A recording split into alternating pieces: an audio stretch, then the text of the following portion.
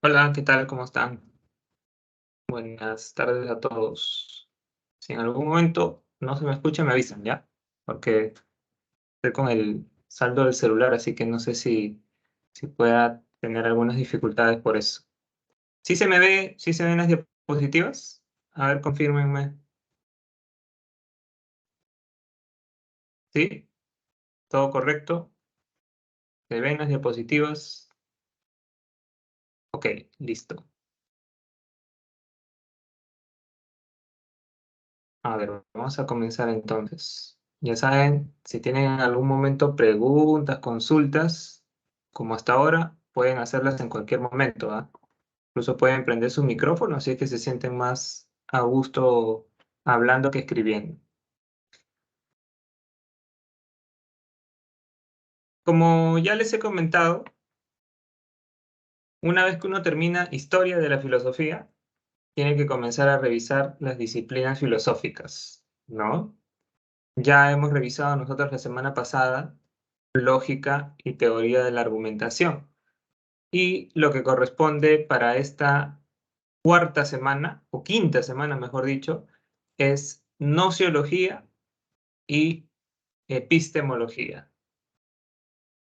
Rápidamente, lo que yo les recomiendo es recordar siempre la diferencia entre nociología y epistemología. Estas dos disciplinas estudian el conocimiento, ¿cierto? Eso les dije en la primera semana.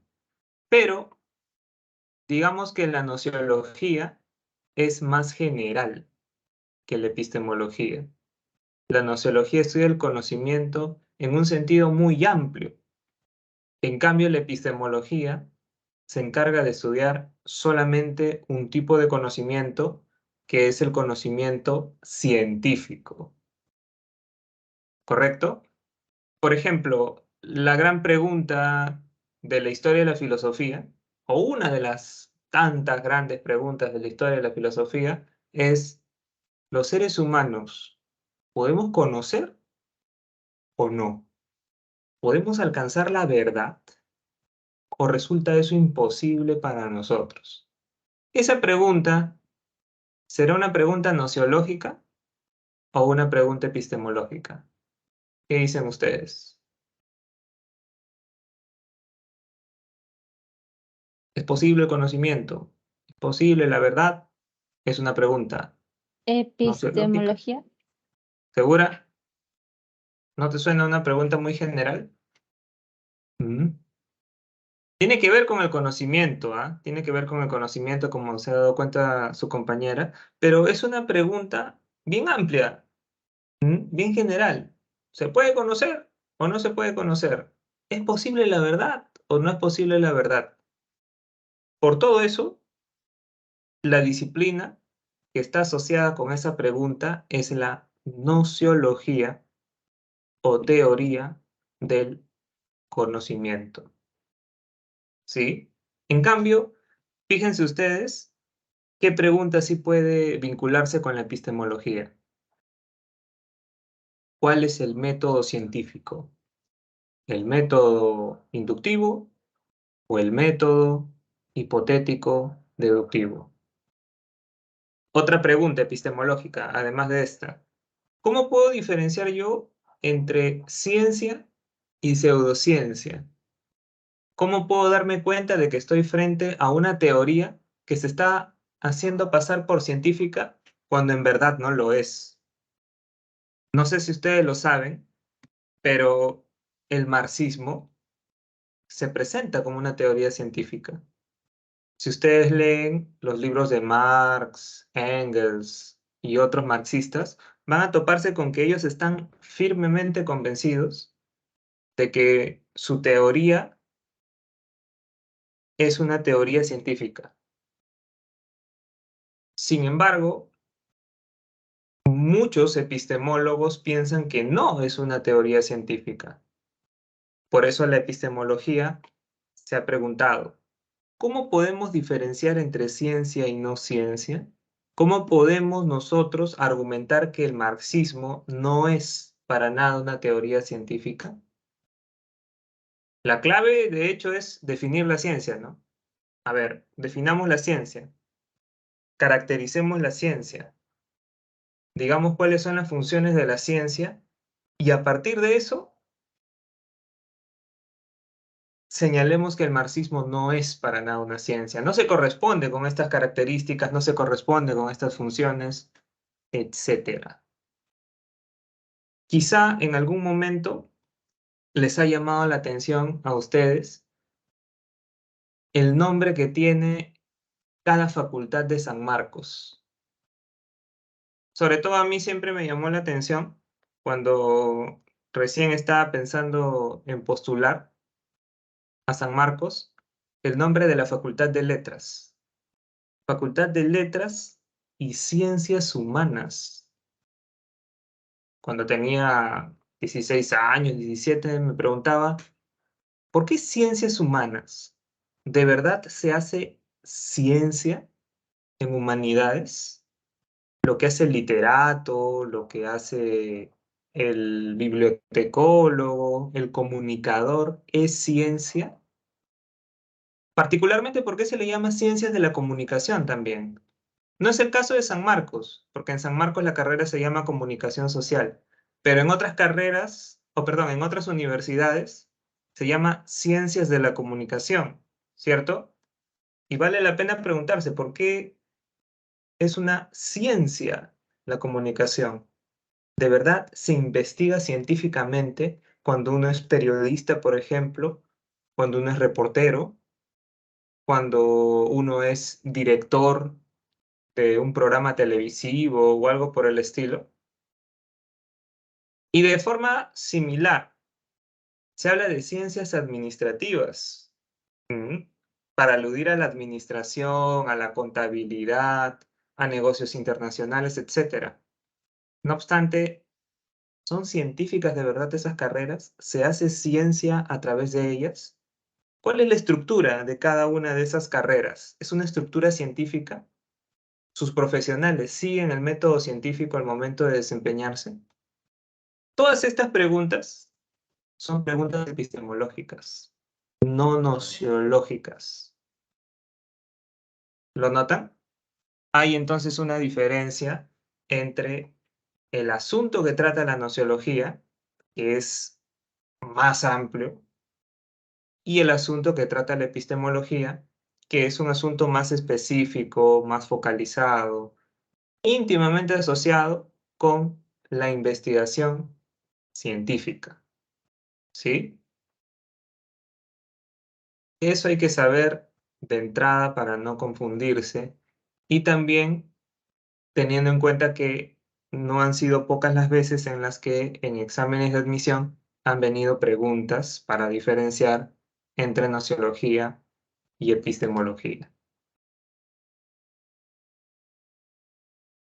Ahí tienen ustedes la definición de nociología, por si acaso.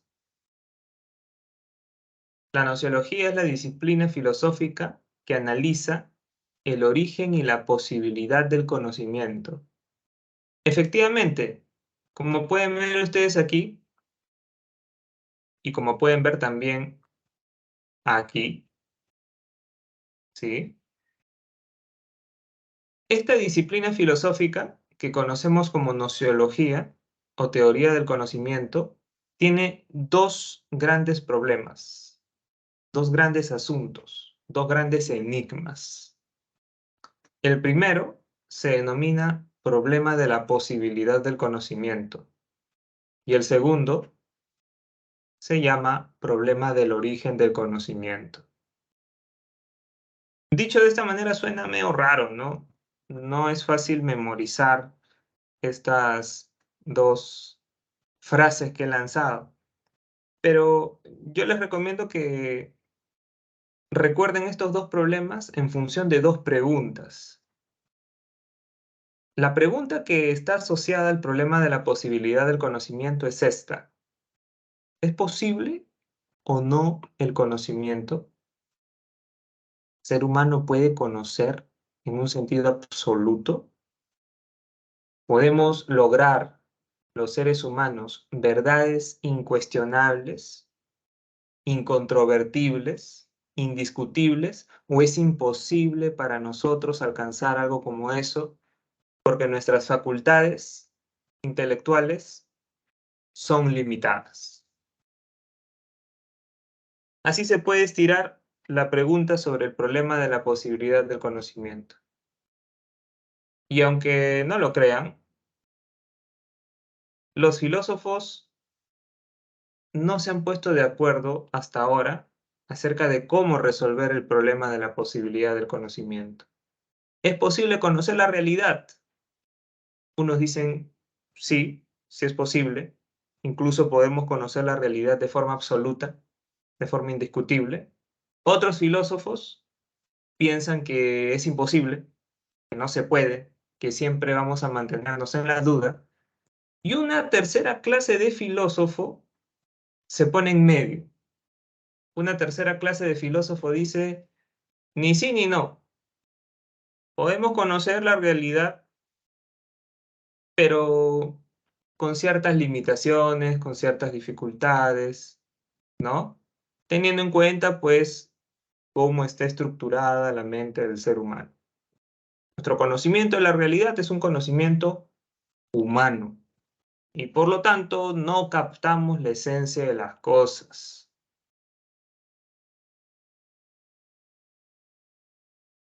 Para avanzar un poco más, les debo decir que este problema de la posibilidad del conocimiento tiene tres tesis, tres posturas, tres perspectivas. La primera, que acabo de resumir hace un momento, se denomina dogmatismo, como están visualizando ustedes en sus pantallas. La segunda, la que está en la otra vereda, en la otra orilla, en el otro extremo, se denomina escepticismo. Y la que está al medio, ¿no? La que trata de acomodarse, la que trata de sacar lo mejor de cada uno de los extremos, es el llamado criticismo. ¿Se dan cuenta? Así podríamos resumir nosotros el problema de la posibilidad del conocimiento, que es el primer gran problema nociológico. Ahora, expliquemos con más paciencia cada una de estas posturas: dogmatismo, escepticismo y criticismo. ¿Cuál es la actitud del dogmático? ¿Cuál es la actitud del filósofo dogmático? ¿Qué me dice el filósofo dogmático? El filósofo dogmático, en pocas palabras, me dice esto: sí se puede conocer la realidad, y no de manera parcial, no con limitaciones, no con restricciones, para nada. La realidad se puede conocer tal y como es. Se puede acceder a una verdad absoluta. Tu razón es tan potente que puede lograr una comprensión total y plena de las cosas. En resumen, el dogmático es un optimista nociológico. Así podría anotarse, ¿no? Si es que se quiere recordar con más facilidad este concepto. Dogmatismo, optimismo. Dogmatismo supone tener confianza en las facultades cognoscitivas del ser humano para entender la realidad.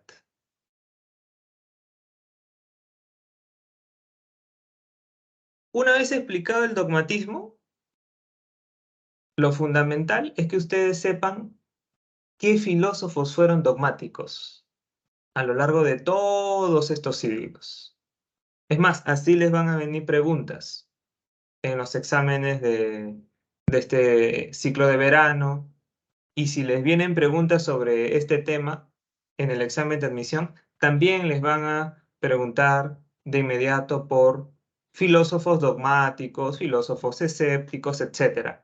Por todo eso es clave que ustedes sepan clasificar a los filósofos en cada una de estas tesis, posturas, perspectivas. Ya tienen un ejemplo. ¿Mm? Dogmático fue Tales de Mileto. Ahí lo tienen. ¿Quién fue Tales de Mileto? Según la historia occidental de la filosofía, Tales de Mileto fue el primer filósofo a lo largo del tiempo, el que inauguró esto que conocemos como reflexión filosófica. Más o menos, ¿de qué época es Tales, profesor? Tales de Mileto es siglo VI antes de Cristo, más o menos. 6 siglos antes de Cristo. Tales de Mileto estuvo completamente convencido de que el ser humano, a través de su razón, puede entender cómo funciona el universo. ¿Cuál es el origen del universo? ¿De qué está hecho? ¿Y hacia dónde se está dirigiendo? ¿Son preguntas que se pueden responder? Tales de Mileto dice, sí, y se pueden responder con contundencia. A ver, ¿cómo las respondes, Tales? Resulta que el origen, esencia y fin del universo es el agua. El agua es el arjé de todas las cosas, nos dice él. Todo proviene del agua, todo está hecho de agua y todo en algún momento va a regresar a su estado más básico de agua. Los seres humanos no son la excepción, los seres humanos somos básicamente agua. Y este planteamiento después se ha corroborado, ¿no? Como ustedes deben saber por el curso de biología, efectivamente, básicamente somos agua, los seres humanos. Nuestro organismo funciona en base a agua. Ahora, aparte de Tales de Mileto, de los filósofos que hemos visto hasta ahora, ¿cuáles también podrían ser catalogados como dogmáticos? De los que ustedes recuerdan. Tales, ¿quién más? ¿Quién más es alguien que tiene fe en el conocimiento? ¿Quién más nos dice que se puede alcanzar un conocimiento absoluto, un saber indiscutible y demás? De los que ustedes recuerdan.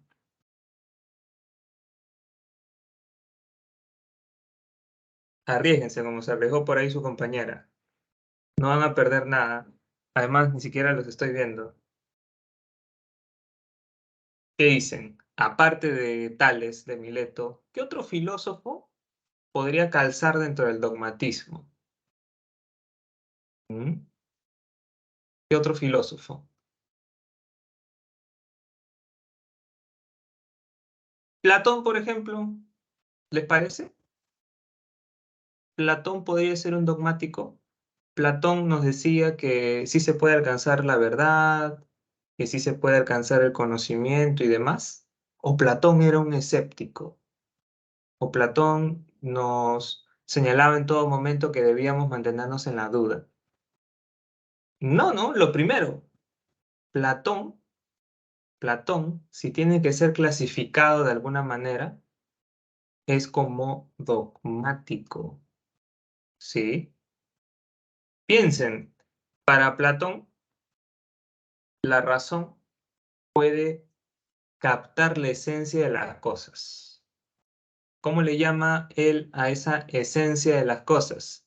Le llama idea.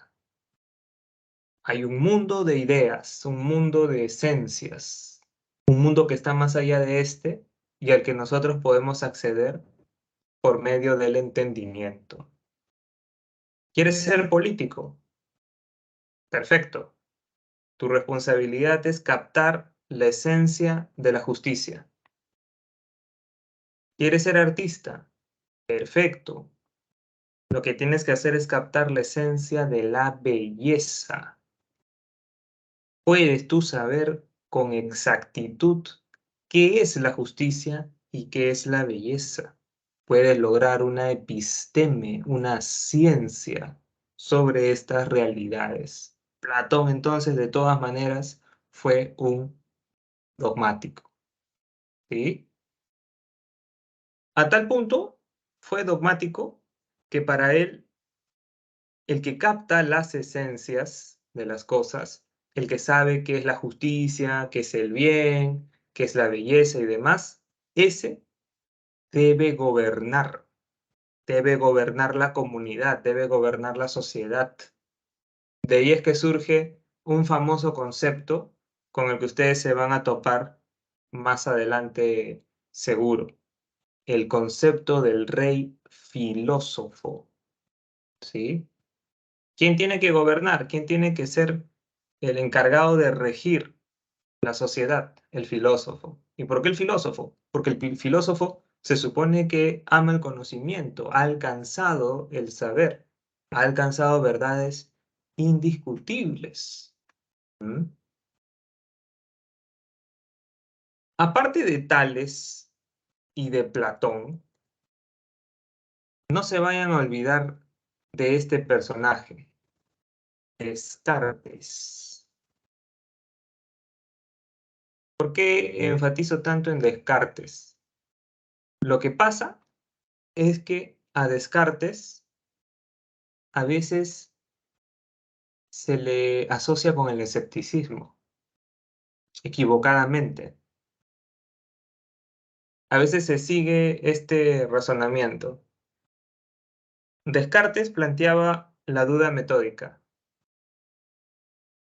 Por lo tanto, Descartes es o fue un escéptico. Error, porque Descartes no te dice que te quedes en la duda. Descartes en ningún momento dice la duda debe ser tu modo de vida. Descartes precisamente ¿qué te dice?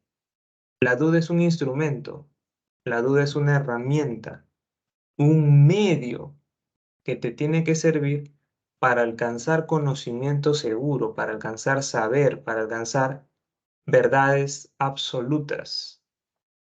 ¿Sí?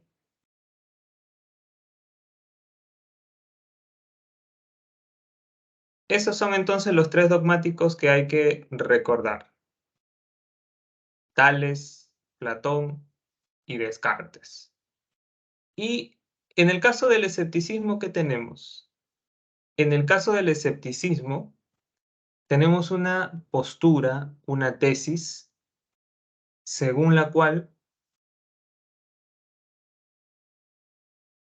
no hay forma de alcanzar una comprensión de la realidad. Así de simple. Pero ahí no queda el asunto, porque hay una clasificación dentro del escepticismo que ustedes tienen que recordar. Hay un escepticismo que podríamos catalogar de relativista, ¿sí? Hay un escepticismo relativista y hay otro escepticismo que se denomina escepticismo radical.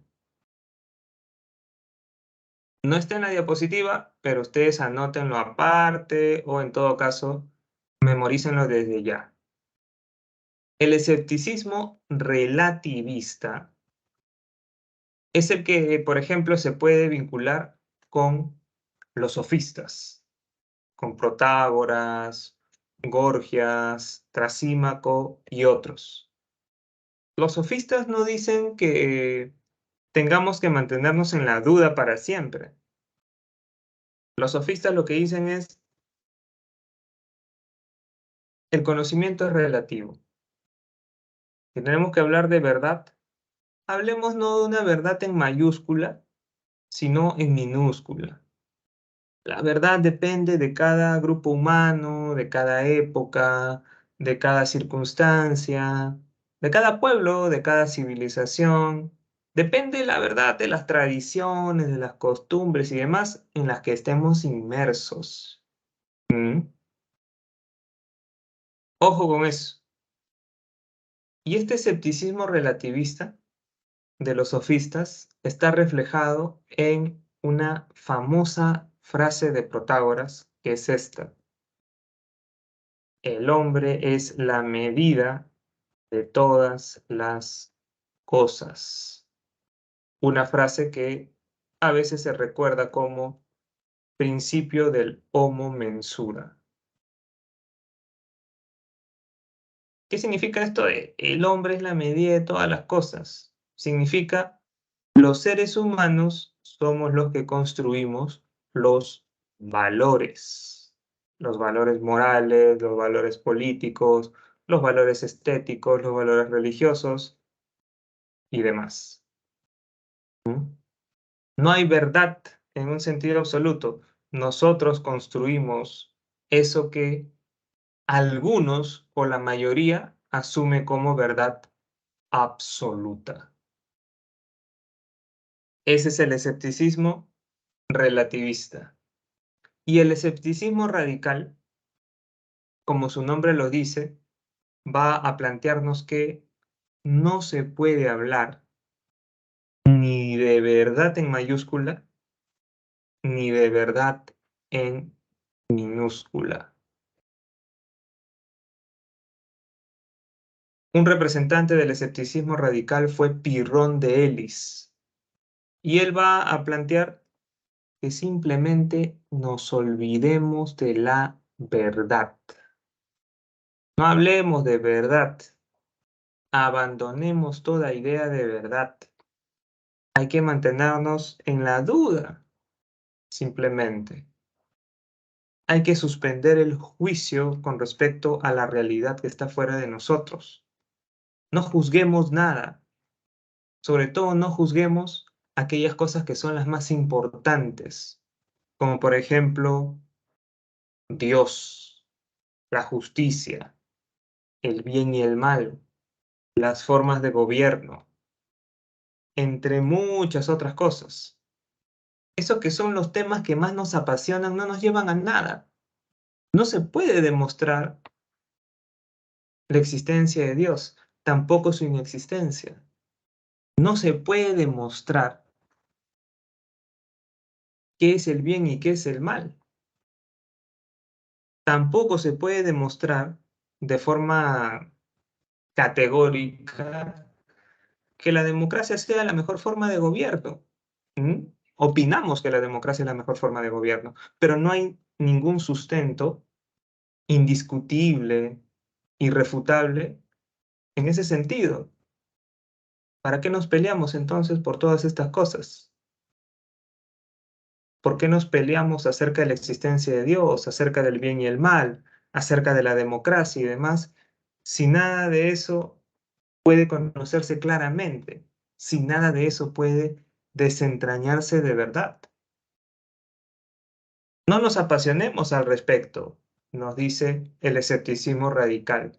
Relajémonos un poco, suspendamos el juicio, no emitamos opiniones sobre esos asuntos, sobre los asuntos más importantes de la vida humana, y alcanzaremos una tranquilidad espiritual, una paz interior.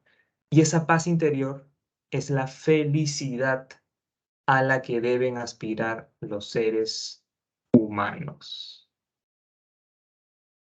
La felicidad para Pirrón de Elis y demás escépticos radicales es tranquilidad del alma, que en griego se dice así, ataraxia.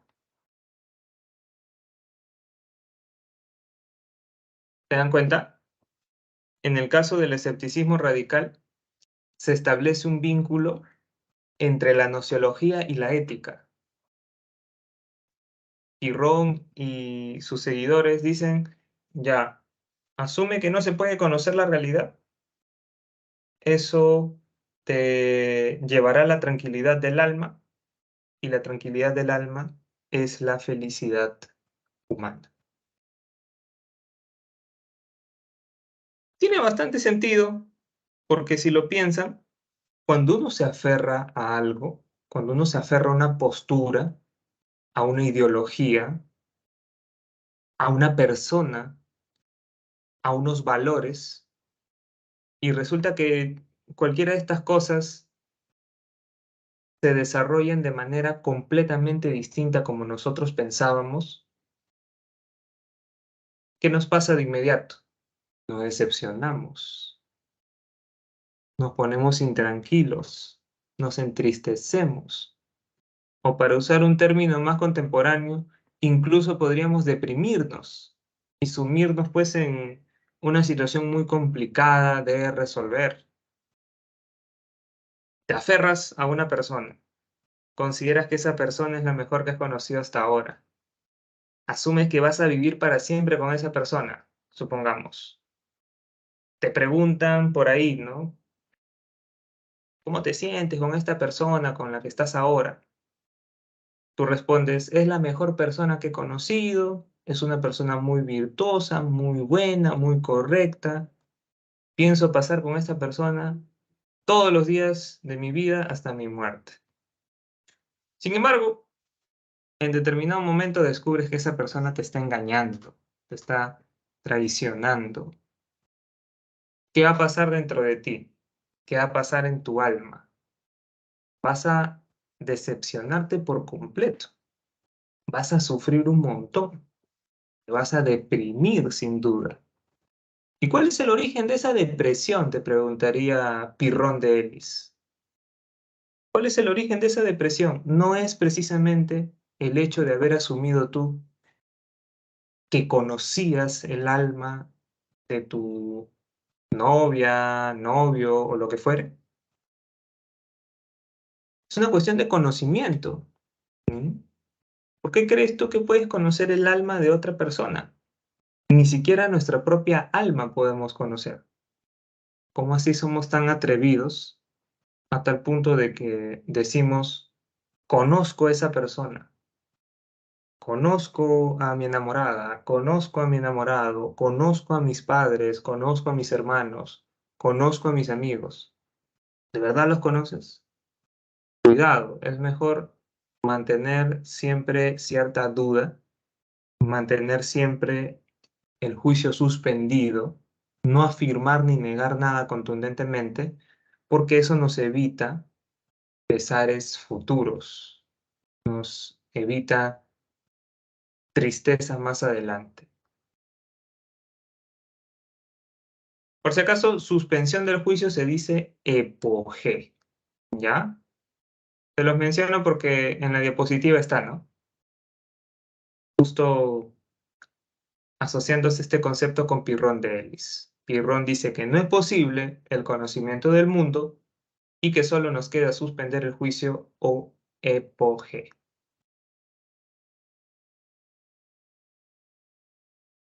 Alguien diría, hasta con respecto al examen de admisión, ¿no?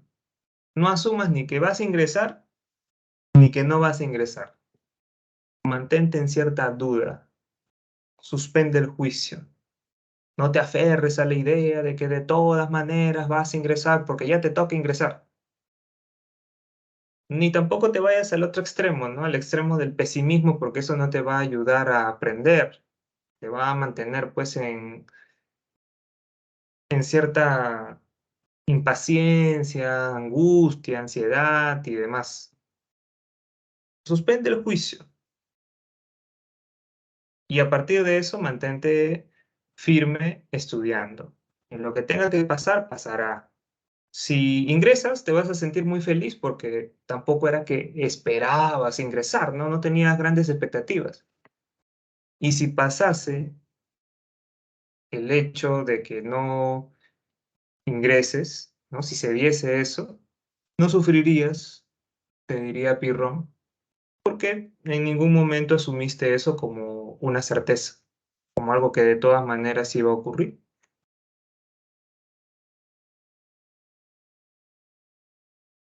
Pero como les dije, entre el dogmatismo y el escepticismo está el criticismo. El criticismo es la postura intermedia. ¿Y quién es el representante de esta postura intermedia? Un filósofo del que ya hemos hablado, que es Immanuel Kant. Es muy sencillo, no se dan demasiados problemas. Desde el punto de vista de Kant, no podemos comprender la realidad tal y como ésta es. Por ahí Kant no le da la razón a los dogmáticos. Se equivocan ellos cuando dicen que podemos conocer las cosas tal y como son, podemos conocer las cosas en un sentido absoluto. Se equivocan. Pero también se equivocan los escépticos, sobre todo los escépticos radicales, cuando nos dicen que no vale la pena investigar científicamente. ¿Mm? Ese era el problema con los escépticos radicales. No tanto con Pirrón de Ellis, sino sobre todo con David Hume, ¿sí? Un filósofo británico de la Ilustración. David Hume era bastante pesimista con respecto a los progresos que podía hacer la ciencia. David Hume decía, la ciencia no nos lleva a ningún lugar seguro, así que no hay que ponerla necesariamente por encima de todas las demás interpretaciones de la realidad. ¿Mm? Al final, estas conexiones causa-efecto que hace la ciencia son conexiones que más hacemos nosotros a partir de nuestra mente. No es que sean conexiones que efectivamente se dan en la naturaleza, en el mundo de los hechos, en la realidad exterior. Conectamos A con B por costumbre, por hábito, por un hábito mental, por una predisposición psicológica. No hay entonces una objetividad, imparcialidad, fundamentación detrás de la física, la química y la biología, como cree la mayoría de gente. Eso era lo que temía Kant. ¿Mm? Kant decía que no estaba de acuerdo con los dogmáticos, pero tampoco estaba de acuerdo con los escépticos como Hume, porque ya se iban al extremo de desdeñar la investigación científica, de tratarla como si fuese cualquier cosa. Según Kant, en su libro La crítica de la razón pura, no podemos conocer las cosas tal y como son, no podemos conocer la esencia de la realidad, no podemos conocer el noumeno, pero sí podemos conocer las cosas tal y como son para nosotros en tanto que seres humanos. ¿Mm? Y sí vale la pena alcanzar ese conocimiento científico, ese conocimiento del fenómeno, del mundo fenoménico. No hay que renunciar a la búsqueda del saber, aunque el saber humano sea un saber con ciertas limitaciones, con ciertas restricciones. ¿Sí? Por si acaso, no se asusten con estos términos, fenómeno, noumeno, ¿ya? Son más fáciles de lo que ustedes podrían pensar. Es fácil comprenderlos. ¿Qué es el fenómeno? ¿Qué es el mundo fenoménico? Para Kant, el fenómeno es todo aquello que uno puede experimentar a través de los sentidos y procesar a través del entendimiento o razón. Cuando tú estás sentado escuchándome, sin darte cuenta, estás haciendo que operen tus sentidos y tu razón. Paralelamente, ¿tus sentidos de qué se encargan? Tus sentidos se encargan de recibir la información del exterior. Y paralelamente, ¿quién está trabajando? Tu entendimiento para ordenar esa información que viene de fuera desordenadamente, desconfiguradamente. Así es como se crean los conocimientos, las ideas, los saberes en nuestra mente humana. Eso es lo que podemos conocer, el fenómeno. Pero no podemos captar la esencia de la realidad.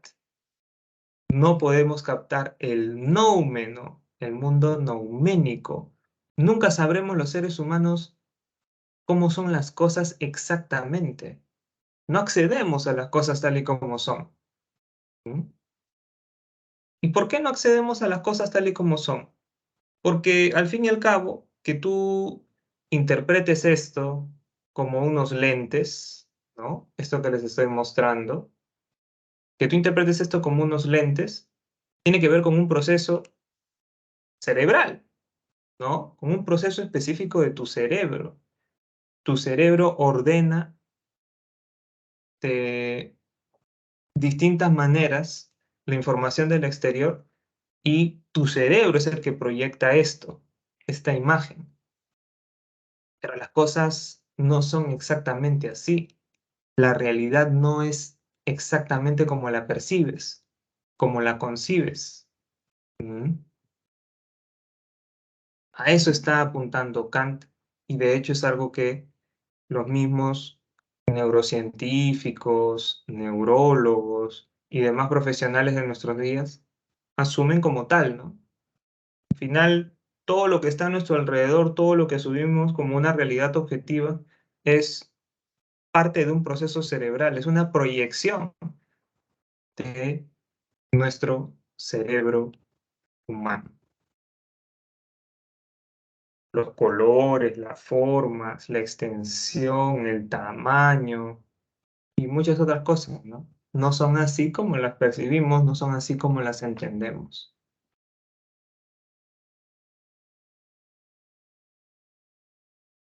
Hasta ahí, fíjense, tenemos abarcado el problema de la posibilidad del conocimiento, ¿sí? El problema de la posibilidad del conocimiento y sus tres tesis: dogmatismo, escepticismo y criticismo. Y este problema de la posibilidad del conocimiento, ¿de dónde ha salido? De aquí, ¿no? Es uno de los grandes problemas de la nociología. No es el único problema, porque como les adelanté hace bastante rato, hay un segundo problema. Y ese problema es el problema del origen del conocimiento. Como hicimos hace un momento, vale preguntar, ¿cuál es el enigma asociado con este problema del origen del conocimiento? ¿Cuál es la interrogante? ¿Mm? ¿Qué es lo que se han planteado los filósofos al respecto? Algo muy fácil. ¿Cuál es el origen de las ideas que tenemos en nuestra mente? Estas ideas que vagan en nuestra mente y que nosotros recordamos como conocimientos, ¿no? Nosotros asumimos que estas ideas que tenemos acá son conocimientos, son saberes, y de hecho nos relacionamos con el mundo exterior a partir de estas ideas que tenemos aquí. Nuestra memoria, al fin y al cabo, ¿no? La memoria es la facultad principal en ese sentido. La memoria es la que alberga las ideas, ya, pero ¿de dónde vienen esas ideas? ¿Mm? ¿Cómo así están en tu mente? ¿Están ahí porque tú las has construido? ¿O hay ideas innatas? ¿O hay ideas que no construimos, sino que nacemos con ellas? Cuando uno recién ha nacido, cuando uno es un bebé de segundos de nacido, uno ya tiene ciertos contenidos en la mente, aunque no sea consciente de ello.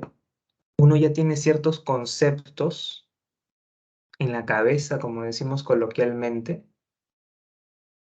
o uno en realidad va ganando esas ideas, esos conceptos, esas nociones a partir de su experiencia con el mundo.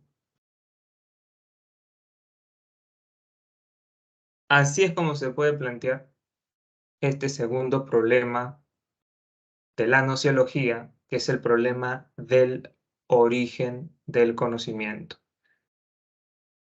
Y como en el caso del anterior problema, acá también vamos a tener tres tesis, tres perspectivas, tres posturas, ¿sí? La primera es el racionalismo. La segunda es el empirismo. Y la tercera, otra vez, es el criticismo. Percátense del detalle de que el criticismo aparece como una tesis en cada uno de estos dos problemas. Se repite.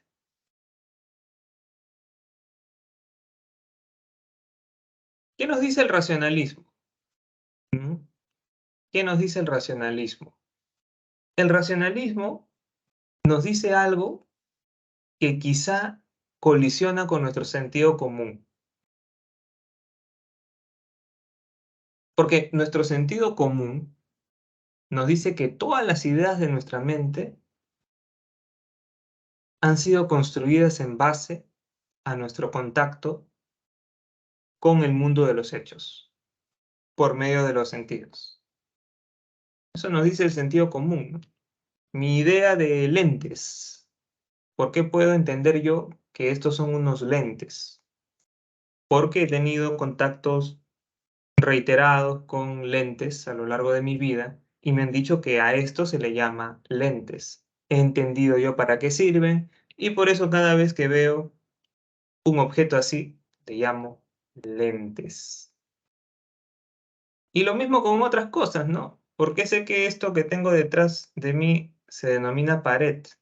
Porque desde pequeño he tenido contacto con algo así, con algo similar a esto, y me han dicho que se llama pared. Por eso veo cualquier pared y de inmediato la reconozco como tal.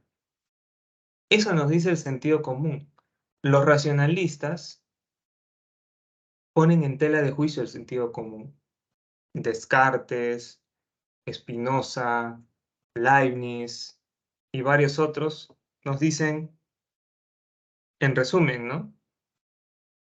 La mayoría de ideas, efectivamente, tienen su origen en la experiencia, tienen su origen en el contacto de nuestros sentidos con la realidad.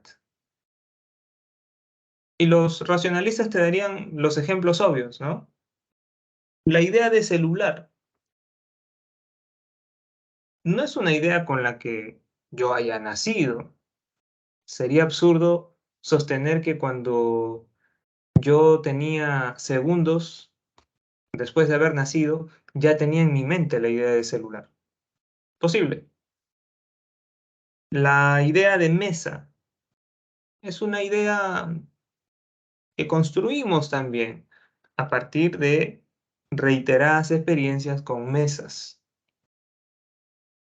La idea de gato, la idea de perro y muchas otras, la mayoría, como dije, admiten los racionalistas que son ideas adventicias. ¿Qué quiere decir ideas adventicias? Quiere decir ideas originadas a partir de la experiencia. Pero aquí el detalle que a veces se olvida, dice sobre todo Descartes, es que no todas las ideas son adventicias. Hay ideas más importantes que las adventicias, hay ideas que son la base de nuestra comprensión de la realidad, que sin embargo son ideas innatas, ideas con las que hemos venido al mundo, ideas que siempre hemos tenido en nuestra mente, ideas que no tienen nada que ver con datos sensoriales. Son contenidos que simplemente están en nuestro entendimiento. Incluso Descartes diría, Dios ha puesto esas ideas en nuestra mente.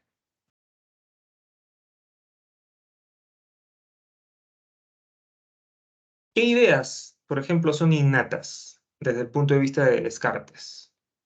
La idea de yo, la idea de Dios y la idea de mundo. Recuerden ustedes lo que vimos hace un par de semanas, cuando revisamos a Descartes. Cuando él explora el asunto de la existencia de Dios, empieza dándose cuenta de que en su mente tiene la idea de perfección. Y se pregunta, ¿cómo puedo yo saber diferenciar entre lo perfecto y lo imperfecto? ¿Cómo entiendo la noción de perfección? ¿Cómo la tengo aquí? Si yo no soy perfecto, no he podido construir yo la idea de perfección. Esa idea ha tenido que originarse en un ser perfecto. Conclusión, existe un ser perfecto. Existe Dios. Esta demostración de la existencia de Dios, planteada por Descartes, en ningún momento recurre a los datos sensoriales. Descartes en ningún momento dice, las cosas en el mundo son muy bellas. Hay cosas bellas, muy bellas y cosas sumamente bellas. Si las cosas son tan bellas, significa que son muy armónicas. Ahora, ¿cómo van a ser tan armónicas y al mismo tiempo, cómo van a ser lo que son por azar? Imposible. Si son tan armónicas las cosas del universo, significa que hay un Dios inteligente que las ha creado así. Dios existe. No demuestra así la existencia de Dios Descartes. No la demuestra en función de datos sensoriales, partiendo de la creación de Dios, sino que Descartes analiza las propias ideas que tiene en su mente. Eso es justamente lo que se conoce como racionalismo.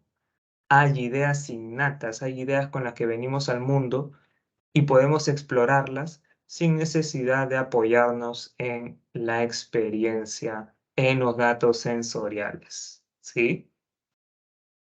Y la corriente, la tesis, la postura que está en las antípodas del racionalismo es el empirismo. Representante del empirismo, John Locke. John Locke, en pocas palabras, nos dice, venimos al mundo vacíos de ideas. Ningún contenido está impreso en nuestra mente cuando nacemos. La idea de perfección, la idea de yo, la idea de mundo y muchas otras ideas que puede que parezcan extrañas, raras o difíciles de asociar con la naturaleza humana, en verdad son creadas por la naturaleza humana a través de un mecanismo muy interesante que tenemos los seres humanos y solo los seres humanos, la abstracción. Abstraemos. Cuando vamos a la playa y estamos frente al mar, no encontramos el fin del mar. Nuestra vista no es capaz de ver en qué lugar, en qué momento termina el mar, en qué momento termina el océano. Y por eso, por abstracción, ¿qué decimos? Por abstracción o incluso poéticamente, el mar es infinito. No significa que exista algo infinito, que haya puesto en nuestra mente la idea de infinito. No, pura abstracción en base a cosas finitas, lo que nos lleva a la idea de infinito. ¿Sí? Y frente a este asunto del origen del conocimiento también está el criticismo, ¿no? Que nos va a decir, a través de Kant, sensibilidad y entendimiento, datos sensoriales y razón, trabajan paralelamente para construir las ideas que tenemos en nuestra mente. No enfaticemos en una u otra facultad, las dos son importantes, las dos son clave para que los seres humanos podamos alcanzar el saber. ¿Sí? Bien, lo dejamos en este punto porque ya hemos concluido con nuestra clase, por lo menos el día de hoy. Por si acaso les dejo las claves de la evaluación y nos vemos el día jueves. Chao, cuídense. Muchas gracias por su atención.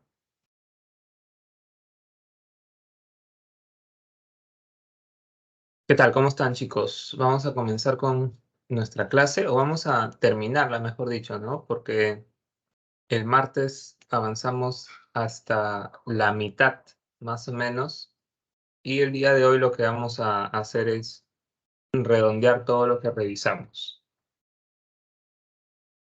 Básicamente, para esta semana, como pueden ver en las diapositivas, tenemos dos disciplinas, la nociología y la epistemología, ¿cierto? Ahora, el día martes nosotros vimos todo lo referente a la nociología. ¿Mm?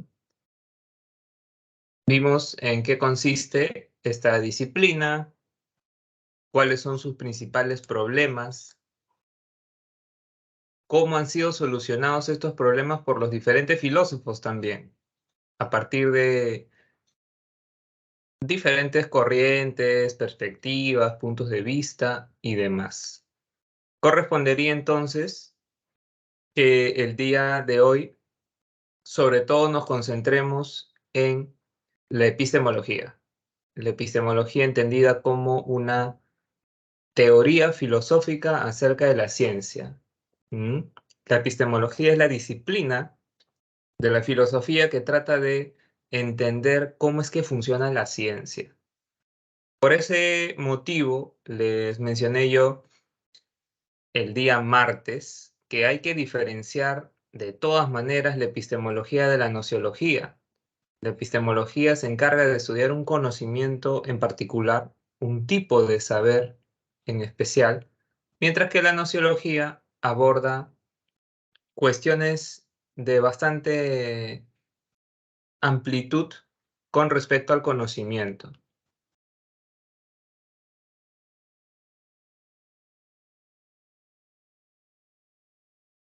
Antes de empezar con epistemología, recordemos algunas cosas que vimos el día martes. El día martes revisamos sobre nociología o teoría del conocimiento los dos grandes problemas de esta disciplina. ¿Cuáles son esos dos grandes problemas? El problema de la posibilidad y el problema del origen del conocimiento. ¿Cómo se resume el problema de la posibilidad? Se resume en una pregunta muy sencilla, que es la que ustedes están visualizando en este momento. ¿Es posible conocer la realidad? ¿Es posible que alcancemos un conocimiento absoluto acerca de las cosas? ¿Podemos llegar a la verdad o es algo imposible? ¿Mm? Son tres tesis, tres respuestas, tres planteamientos diferentes, los que han formulado los distintos filósofos a lo largo de los siglos. El primero recibe el nombre de dogmatismo, el segundo el nombre de escepticismo y el tercero el nombre de criticismo. El dogmatismo, ¿qué nos dice? Sí es posible alcanzar un conocimiento absoluto de la realidad. El escepticismo está en el otro extremo y nos va a decir por eso no es posible, no hay manera, no hay forma. Pero les dije que dentro del escepticismo hay dos tipos, hay dos maneras de entender la actitud escéptica, el escepticismo relativista y el escepticismo radical. El primero está representado por los sofistas y el segundo por Pirrón de Elis y otros. En medio del dogmatismo y el escepticismo está el criticismo de Immanuel Kant. Según Kant, podemos conocer la realidad, pero con ciertas dificultades. No podemos conocer la esencia de las cosas, no podemos conocer el noumeno, como aparece aquí en la diapositiva, pero sí podemos conocer el fenómeno, es decir, sí podemos conocer aquello que experimentamos a través de los sentidos y concebimos a través de la razón. Y vale la pena conocer ese ámbito que nos resulta accesible, porque cuando conocemos el fenómeno a profundidad, es cuando hacemos ciencia, es cuando hacemos física, química, biología, etcétera, y no tendríamos por qué renunciar a esa visión científica de las cosas, por más que sea una visión humana, por más que sea nuestra interpretación como seres humanos de la realidad. ¿Sí? Y el segundo problema era el problema del origen del conocimiento. Yo les dije, este problema resúmanlo así. ¿Cómo se originan las ideas que tengo en mi mente? ¿De dónde provienen esas ideas? ¿De dónde provienen esos contenidos mentales? Yo, por ejemplo, como ser pensante que soy, me doy cuenta de que tengo en mi mente la idea de justicia, ¿no? Tengo la idea de belleza también, y así mismo tengo la idea de mesa, carpeta, taza, computadora y demás.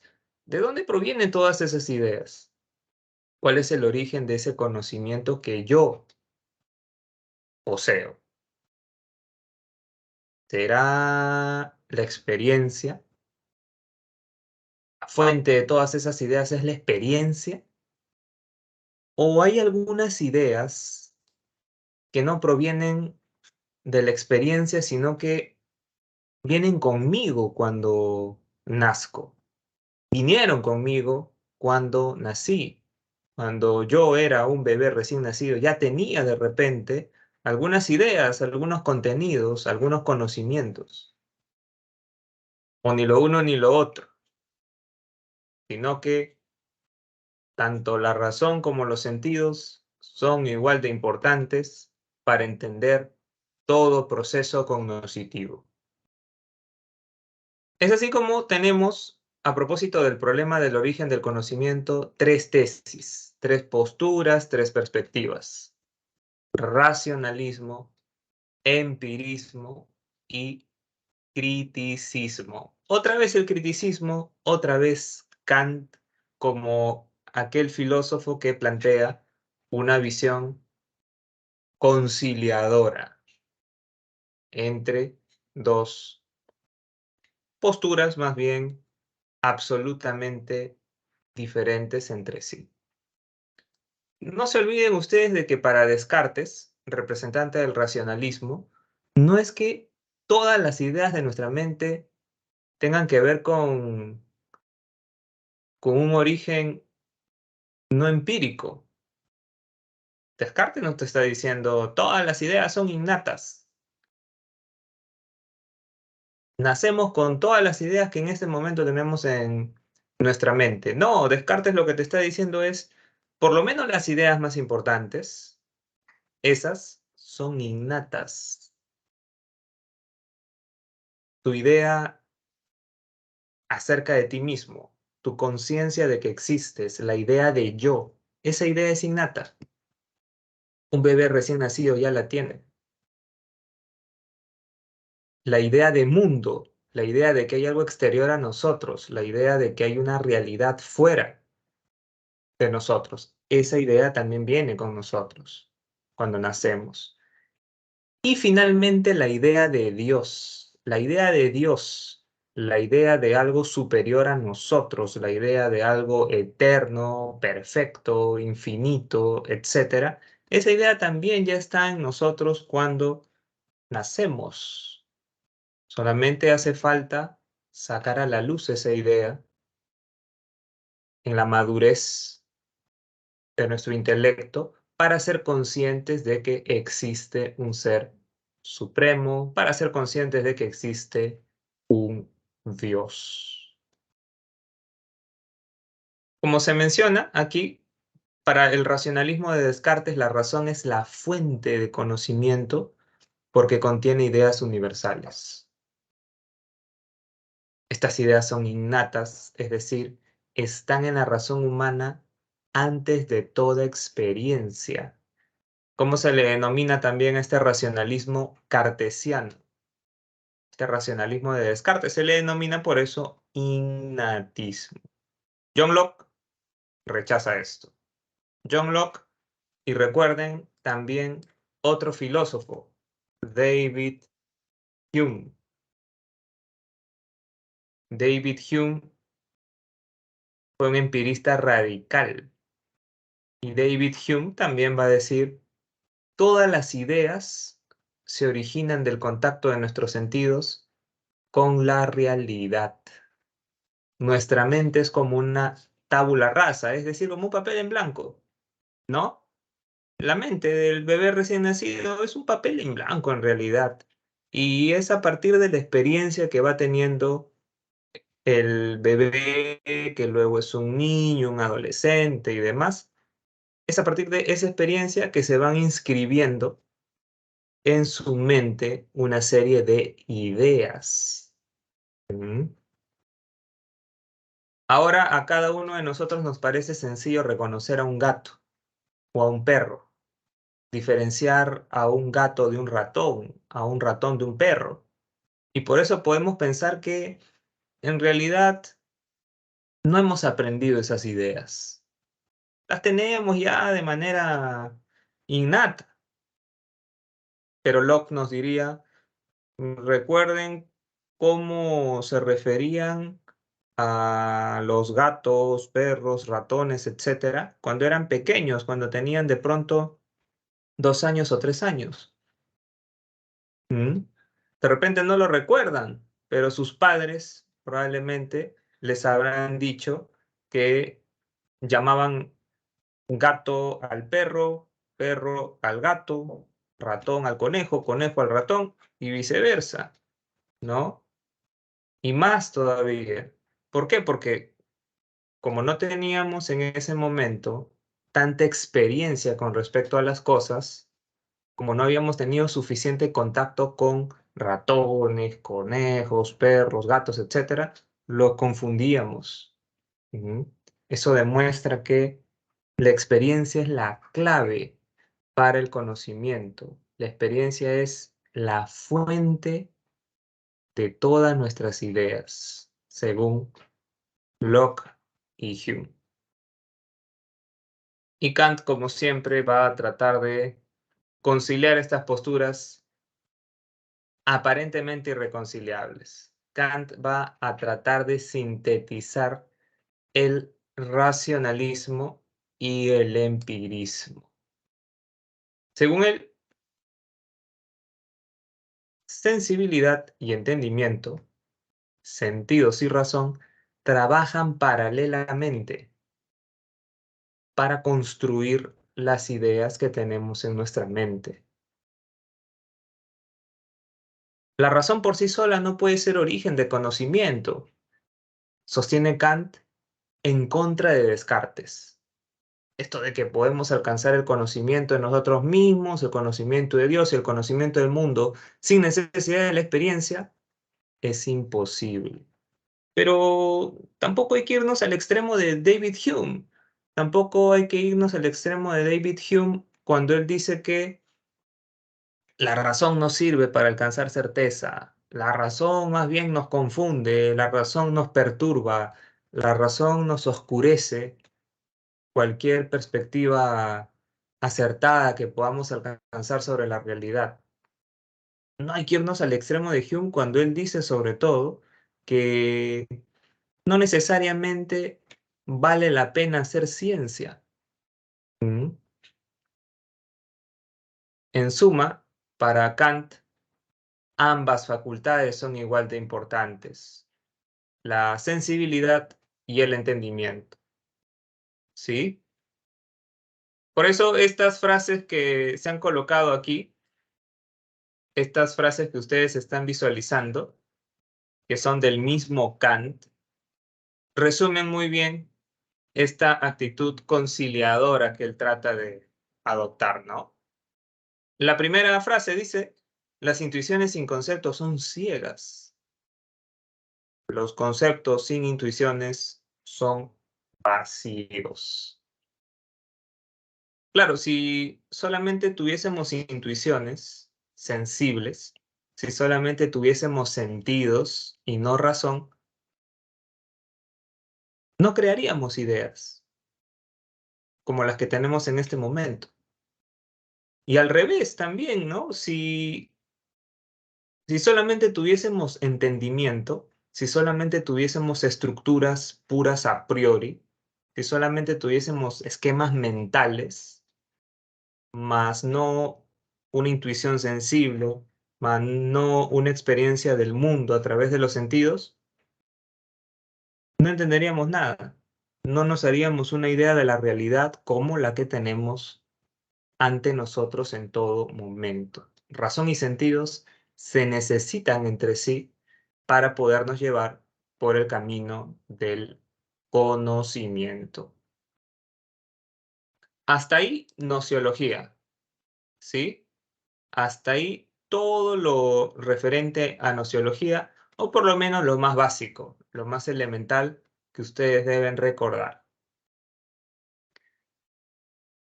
Veamos ahora epistemología. Como ya les mencioné desde el martes, la epistemología es la disciplina filosófica que estudia únicamente el conocimiento científico. La epistemología no se va a hacer preguntas muy generales como ¿qué es el conocimiento? ¿Cuál es la fuente de nuestras ideas? Etcétera. Sino que la epistemología siempre va a versar sobre el conocimiento científico.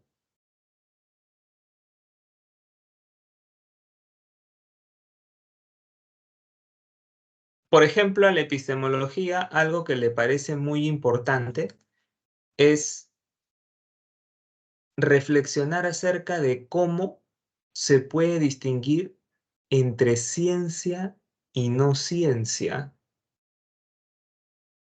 Descartamos a muchas teorías como pseudocientíficas. Por ejemplo, muchas personas piensan que el marxismo y el psicoanálisis son pseudociencias, en tanto que se hacen pasar por ciencias cuando en verdad no funcionan como ciencias. La epistemología se pregunta, ¿por qué hacemos esa distinción? ¿En base a qué? ¿Qué es lo que no tienen el marxismo y el psicoanálisis que sí tienen la física, la química, la biología y otras áreas que sí asumimos como áreas científicas? ¿Mm? ¿Cuáles son las características al final de la ciencia? ¿Qué es en esencia la ciencia? Para algunos, una característica básica de la investigación científica, una de sus funciones primordiales, es la predicción. Si la ciencia no predice, no es ciencia. Y por eso el marxismo no es una ciencia. El marxismo ha lanzado múltiples predicciones, pero ¿cuántas de esas predicciones se han cumplido? ¿Mm? El marxismo predijo, por ejemplo, que la primera revolución comunista se iba a dar en el país más industrializado de Europa, que en aquella época era Inglaterra. ¿Se dio o no se dio esa predicción? No se dio, porque la primera revolución comunista, la primera revolución encabezada por la clase obrera, más bien aconteció en Rusia. ¿Mm? Y así por el estilo, ¿no? Hay muchas predicciones del marxismo que no se han cumplido. Y si nosotros asumimos que no es ciencia una teoría que carezca de la capacidad para predecir con acierto, entonces el marxismo no es una ciencia. Pero otros epistemólogos dicen que no necesariamente todas las ciencias predicen. ¿Mm? Por ejemplo, si asumimos nosotros la historia como una ciencia social, nos veríamos en un problema porque la historia no puede predecir. Jorge Basadre, Raúl Porras Barrenechea y tantos otros historiadores no lanzaban pronósticos, no lanzaban predicciones. Lanzaban en todo caso ciertas intuiciones, ciertas anticipaciones, pero no pretendían pues que esas anticipaciones iban a cumplir de todas maneras como consecuencia de una ley histórica o algo por el estilo. ¿Y qué? ¿Tendríamos que decir que los historiadores hacen pseudociencia? ¿Tendríamos que irnos a ese extremo? ¿Qué tan importante es entonces la función predictiva de la ciencia? ¿Se percatan?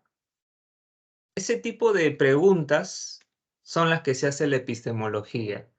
Y la pregunta central, insisto, es ¿cómo se diferencia la ciencia de la no ciencia, la ciencia de la pseudociencia? También otra pregunta de la epistemología es esta: ¿cuál es el verdadero método científico? ¿Mm? Nos enseñan en el colegio, ¿no?, que el método científico empieza con la observación. Y no lo discutimos, lo aprendemos de paporreta, como se dice vulgarmente. Pero fíjense que en el ámbito de la epistemología se discute ese método científico que se nos enseña en el colegio. No todos los epistemólogos están de acuerdo con que el primer paso del método científico sea la observación. Y no solamente los epistemólogos están en desacuerdo con esos pasos del método científico que se nos enseñan en el colegio. Los mismos científicos, Albert Einstein, por ejemplo, rechaza ese método científico. Albert Einstein rechaza que lo primero que haga el científico sea observar. En primer lugar está la hipótesis, dice Albert Einstein. O en todo caso, en primer lugar está la identificación de un problema. No es cuestión de sentarse a observar. Para observar con actitud científica, tú debes presuponer un problema. Debes tratar de resolver una pregunta. Si no hay pregunta, no hay investigación científica. ¿Mm?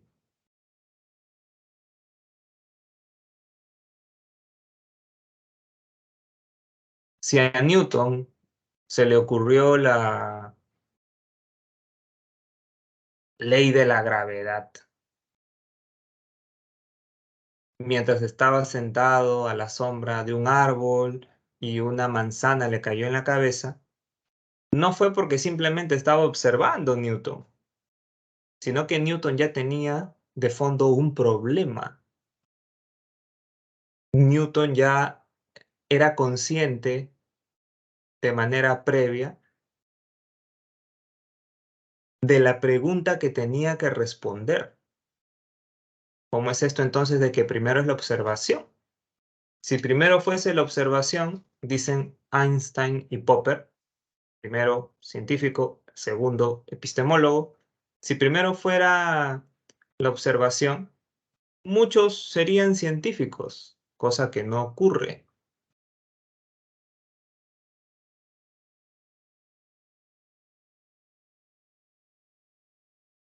En resumen, lo que llamamos epistemología es una disciplina filosófica que estudia la fundamentación de la ciencia, la estructura de la ciencia, las teorías científicas, el método científico y las condiciones de validez del conocimiento científico. Como ustedes mismos se habrán dado cuenta, este asunto primordial en epistemología, que es cuál es la diferencia entre ciencia y no ciencia, se puede resolver solamente si definimos con certeza qué es la ciencia.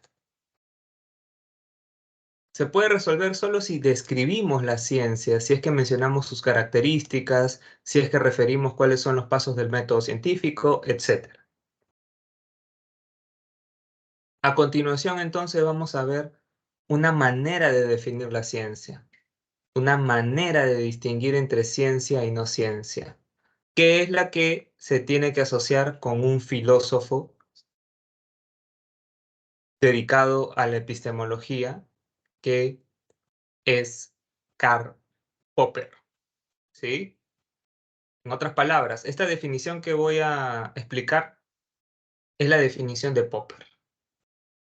Popper piensa que la ciencia es un conjunto de conocimientos ordenados sistemáticamente acerca del universo. ¿Y qué permite la ciencia? Permite deducir principios y leyes generales y tiene un carácter falible y perfectible. Sobre todo, presten atención a estas últimas características. La ciencia es falible y perfectible, algo que a veces olvidamos. Si se ponen a pensar un poco, a veces la gente asume que la ciencia es un conjunto de conocimientos indiscutibles, irrefutables, imposibles de corregir. Muchas personas, no pocas, piensan que los conocimientos científicos están escritos en piedra. No pueden ser modificados, no pueden ser corregidos, no hay forma de refutarlos y por eso son confiables. Por eso la visión de la ciencia es superior a la visión religiosa, a la visión artística, a la visión política, etc. Detrás de la ciencia hay leyes, leyes incontrovertibles, leyes que son válidas ahora y serán válidas por siempre. Esa manera de entender la ciencia, dice Popper, es una manera equivocada.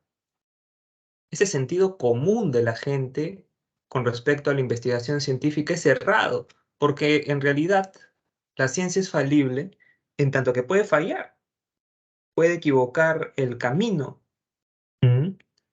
Y si es falible, si puede equivocar el camino, si puede fallar, también puede progresar, ¿no? Puede perfeccionarse, es perfectible. Una manera de entender el universo que de pronto se ha asumido como cierta, científicamente hablando, durante siglos, de pronto puede ser corregida, de pronto puede ser refutada, de pronto puede ser mostrada ante el mundo como equivocada. Reparen en lo siguiente. Más o menos desde el siglo III antes de Cristo hasta 1500 después de Cristo, es decir, durante 1800 años y un poco más, se asumió que el centro del universo era la Tierra. La mayoría de personas, incluyendo a muchos de los filósofos y científicos más connotados, asumieron eso, el geocentrismo, la Tierra en el centro del cosmos y el Sol y demás planetas girando alrededor de ella. Eso era la ciencia, era una verdad científica, que el centro de todo era la Tierra. Sin embargo, ¿qué pasó cuando aparecieron Copérnico, Kepler, Galileo y otros? Esa visión se vino abajo. ¿Mm? Esa visión geocentrista se vio refutada por una serie de observaciones, pruebas, experimentos, etc. Nunca tomemos entonces la investigación científica como un conjunto de conocimientos infalibles e imposibles de perfeccionar. Al revés, dice Popper, la ciencia es un conjunto de conjeturas y refutaciones. La ciencia es una búsqueda sin término. nunca llegaremos a verdades absolutas dentro del ámbito de la física, la química, la biología, la astronomía, etcétera.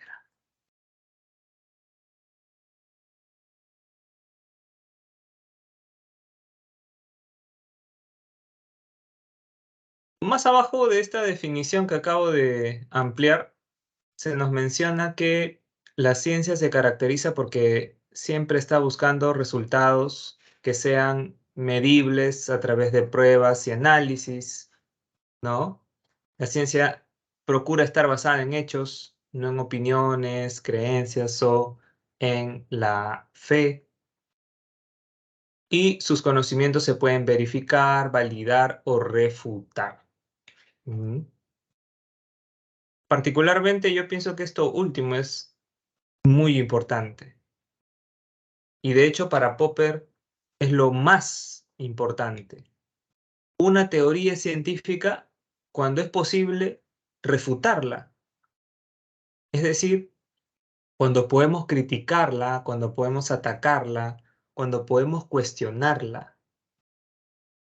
En cambio, cuando una teoría se presenta como absolutamente verificada, como imposible de cuestionar, como imposible de criticar, ahí, te dice Popper, sospecha. Esa teoría debe ser pseudocientífica. Esa teoría debe estar más del lado de la charlatanería que de la ciencia. Por ejemplo, la teoría de la relatividad de Einstein. Hasta ahora pasa pruebas. Hasta ahora es cuestionada. Y se hacen cientos de experimentos, tanto mentales como prácticos, para ver si todas sus dimensiones se cumplen. En todo momento, entonces, la teoría de la relatividad de Einstein está siendo criticada. Esa es una teoría científica. Según Popper, no pasa lo mismo con el psicoanálisis y el marxismo. Tanto el psicoanálisis como el marxismo son presentados por sus defensores como teorías absolutamente validadas, como teorías absolutamente corroboradas, como teorías incuestionables. No vas a encontrar a los psicoanalistas o a los marxistas tratando de traer abajo sus propias teorías. No, no. Más bien el psicoanalista o el marxista son encontrados por nosotros defendiendo sus teorías a capa y espada, sin la mayor actitud crítica con respecto a cada una de estas. ¿Eso qué debe hacernos pensar? Que el marxismo y el psicoanálisis son pseudociencias, señala Popper. Por si acaso a esto se refiere esta palabrita refutar, ¿sí? No vayan a pensar que una teoría científica, según Popper, si es que ha sido refutada. No. Él lo que nos está diciendo es una teoría científica, si es posible, hacer el intento siquiera de refutarla. Si es posible, criticarla, cuestionarla. ¿Mm? El conocimiento científico también puede definirse como aquel conocimiento que está fundado en el método científico. Mario Bunge, otro epistemólogo, además de Popper, decía eso. La ciencia es su método. Sin método científico no hay ciencia. Toda disciplina, área o saber que no parta de una u otra manera del método científico simplemente tiene que ser considerado como pseudociencia o no ciencia. Pero Como he estado comentándoles, ¿no?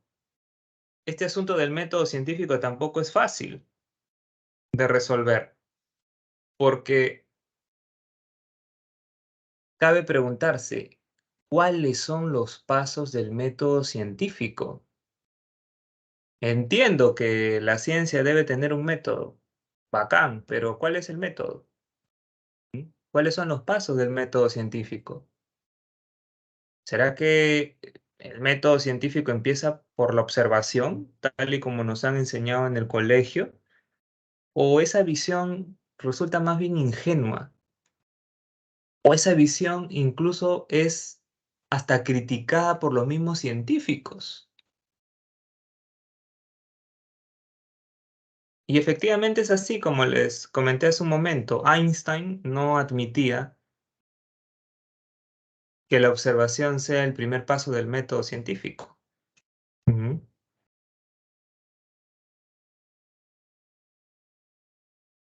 Fíjense,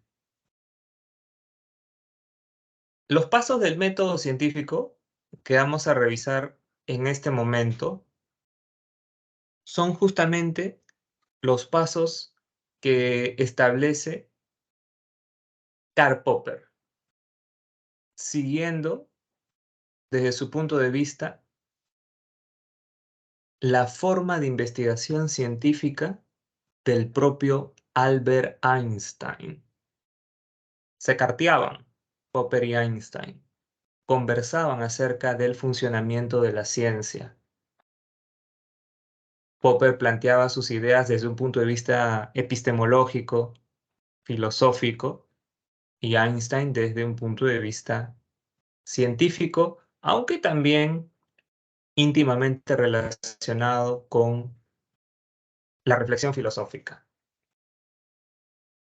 Entonces, Popper va a plantear estos pasos del método científico como los verdaderos pasos, no como esos pasos que tienen como punto de partida la observación.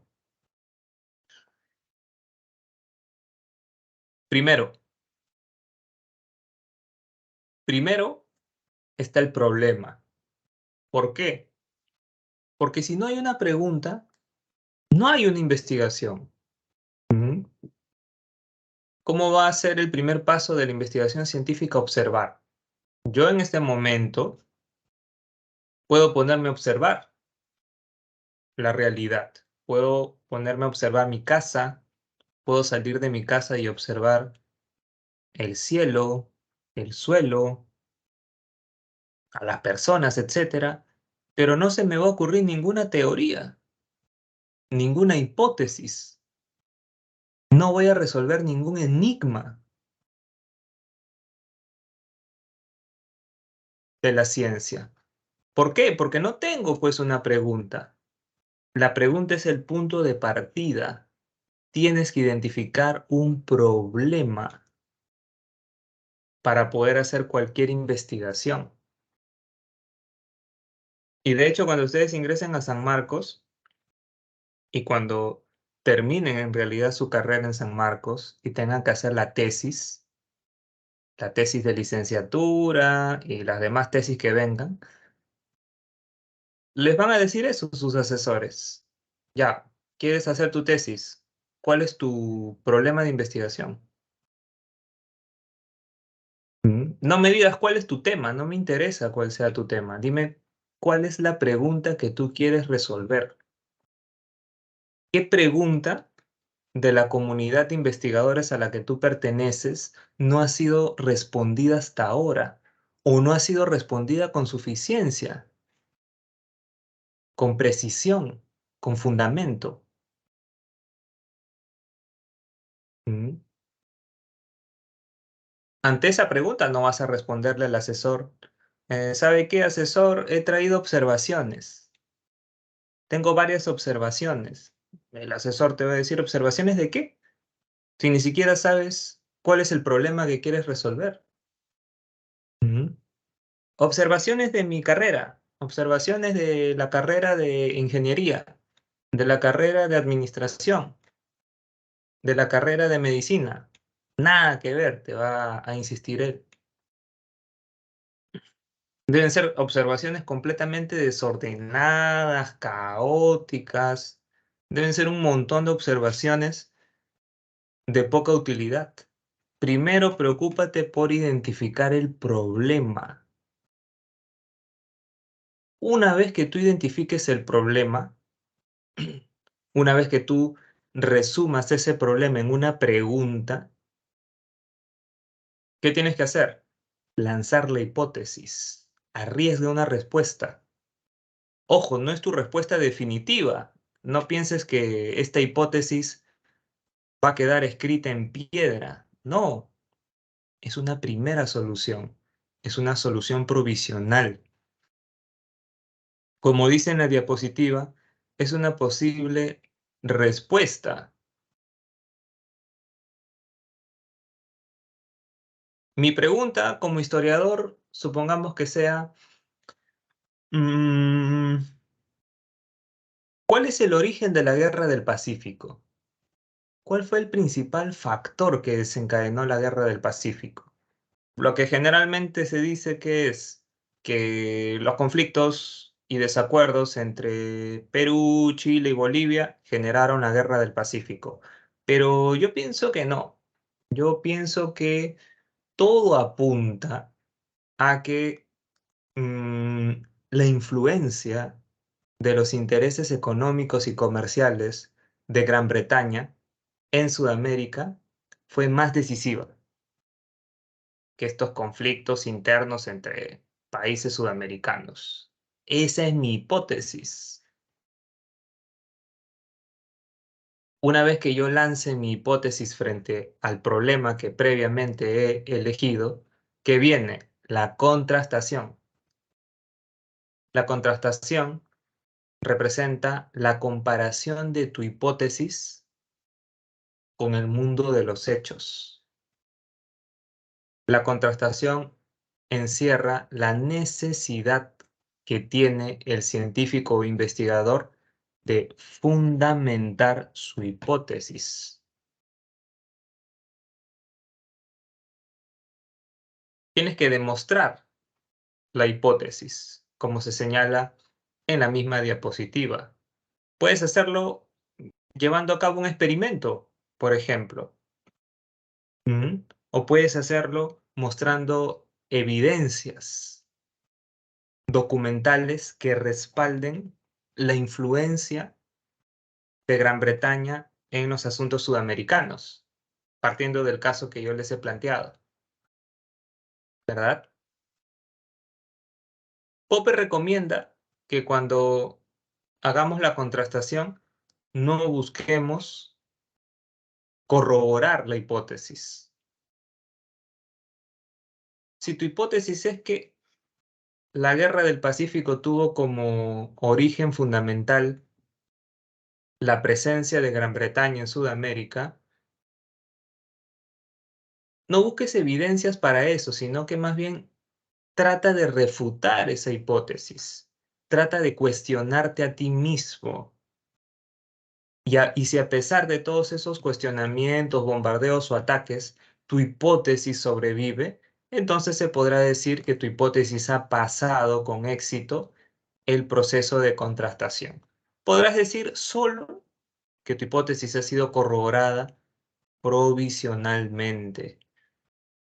Nunca digas, mi hipótesis ha sido verificada, mi hipótesis se ha convertido en una verdad absoluta, porque eso no existe en el ámbito de la investigación científica. No se olviden, según Popper, la investigación científica siempre se caracteriza por esto, por ser falible y perfectible. ¿Mm? Por más que la contrastación haya sido exitosa, por más que hayamos hecho excelentes experimentos para corroborar nuestra hipótesis, por más que hayamos encontrado una gran cantidad de evidencias en el sentido que esperábamos, nunca podremos decir que nuestra hipótesis se ha convertido en una verdad absoluta. Y finalmente, nos dedicamos al análisis de datos, ¿no? Que viene a ser la comparación de nuestras conclusiones con la teoría o teorías previamente existentes dentro del ámbito en el que nosotros nos desempeñamos.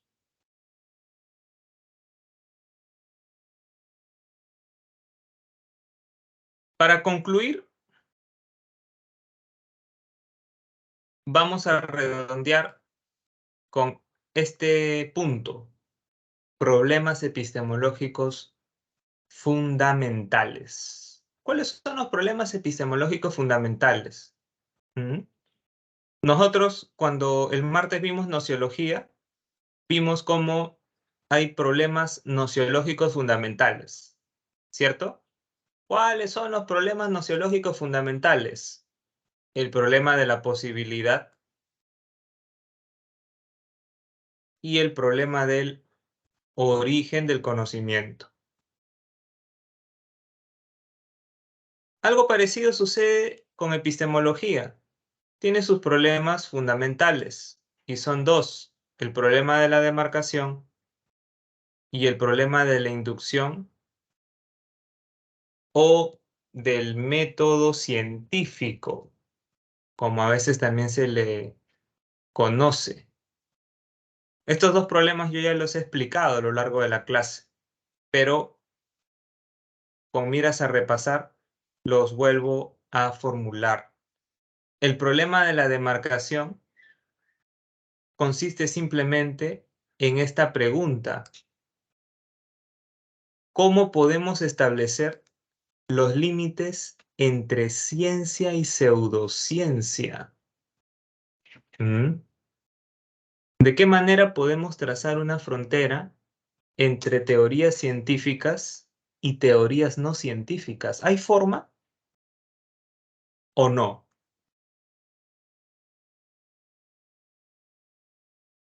Para el Círculo de Viena, el criterio de demarcación más adecuado es el verificacionismo. Para Karl Popper, de quien ya les hablé, el criterio de demarcación más adecuado es el falsacionismo. ¿Qué es el Círculo de Viena?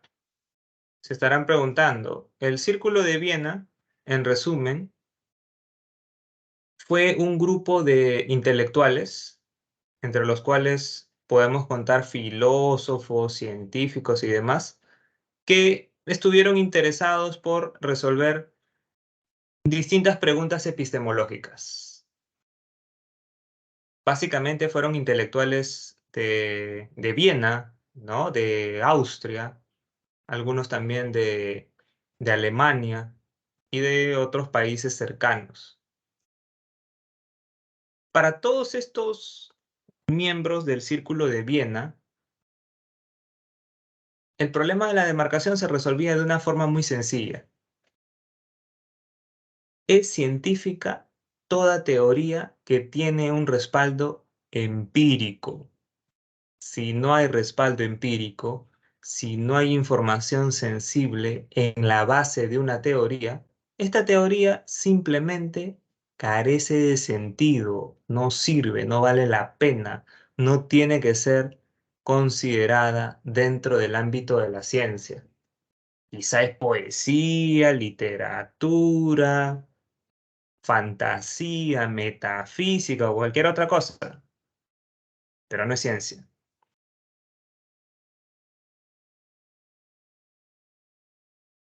Por eso aquí se menciona que para el Círculo de Viena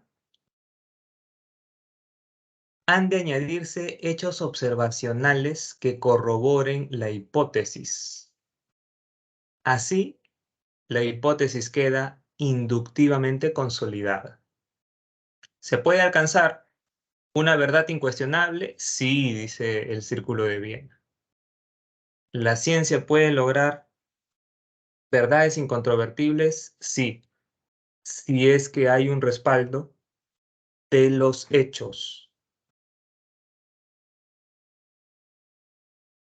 Popper es el enemigo más encarnizado del Círculo de Viena. Pese a que tanto Popper como el Círculo de Viena defienden la investigación científica, la defienden en sentidos diferentes. Para Popper no se puede alcanzar verificaciones absolutas. Las hipótesis desde el punto de vista de Popper no pueden ser verificadas en un sentido categórico, porque la ciencia es falible y perfectible, como les estaba explicando hace un momento. La ciencia es una búsqueda sin término. La ciencia es conjeturas y refutaciones. Por eso Popper rechaza como criterio de demarcación el verificacionismo y propone más bien el falsacionismo. ¿Qué es esto del falsacionismo? Ya lo expliqué, pero lo repito. Según él, una teoría es científica cuando nos brinda la posibilidad de atacarla. Cuando los defensores de una teoría nos dejan la puerta abierta para que nosotros la bombardeemos, ahí nosotros podemos pensar que esa teoría es científica. Una teoría que no está abierta a la crítica, al ataque, al cuestionamiento, esa teoría es pseudocientífica o no científica de plano. ¿Mm? Por todo esto, a veces este criterio de demarcación se llama falsacionismo, pero a veces también se llama refutacionismo. ¿Sí? Y el problema de la inducción, como les dije hace rato, se puede resumir así. ¿Cuál es el verdadero método científico? ¿Cuál es el método que verdaderamente ha servido para que las ciencias progresen, para que las ciencias avancen? ¿Cuál es el método que han utilizado los grandes científicos? ¿Será el método inductivo? ¿Será este método que nos han enseñado en el colegio? ¿Este método que comienza con la observación, con la consideración de los datos que están a nuestro alrededor? ¿O será otro método? ¿Mm? Les comento que el Círculo de Viena defiende el método inductivo. Para el Círculo de Viena, para los neopositivistas o neoempiristas, como a veces también se les llama, todo comienza con la observación, todo comienza con los datos que nos proporcionan los sentidos. Profesor, ¿significa que el Círculo de Viena viene a ser como una especie de continuación del empirismo de Locke y Hume? La respuesta es sí. El Círculo de Viena es la continuación en el siglo XX del empirismo británico y del positivismo de Comte, filósofo del siglo XIX. Popper rechaza el método inductivo como verdadero método de la investigación científica. Como les expliqué hace unos instantes, Popper se sirve del caso de Albert Einstein. Albert Einstein, por lo que él mismo nos cuenta en sus libros, en sus diarios, etc., no empezaba sus investigaciones observando, señala Popper. Él empezaba sus investigaciones lanzando hipótesis. Por lo tanto, el verdadero método científico es el método hipotético deductivo desde el punto de vista popperiano. ¿Sí? Listo. Terminamos a tiempo. Por si acaso, estas son las claves de la evaluación y con ello cerramos estas dos disciplinas tan importantes que son la nociología y la epistemología. Nos vemos la próxima semana. Cuídense. Hasta luego. Hasta luego, profesor. Cuídese. Chau, chau.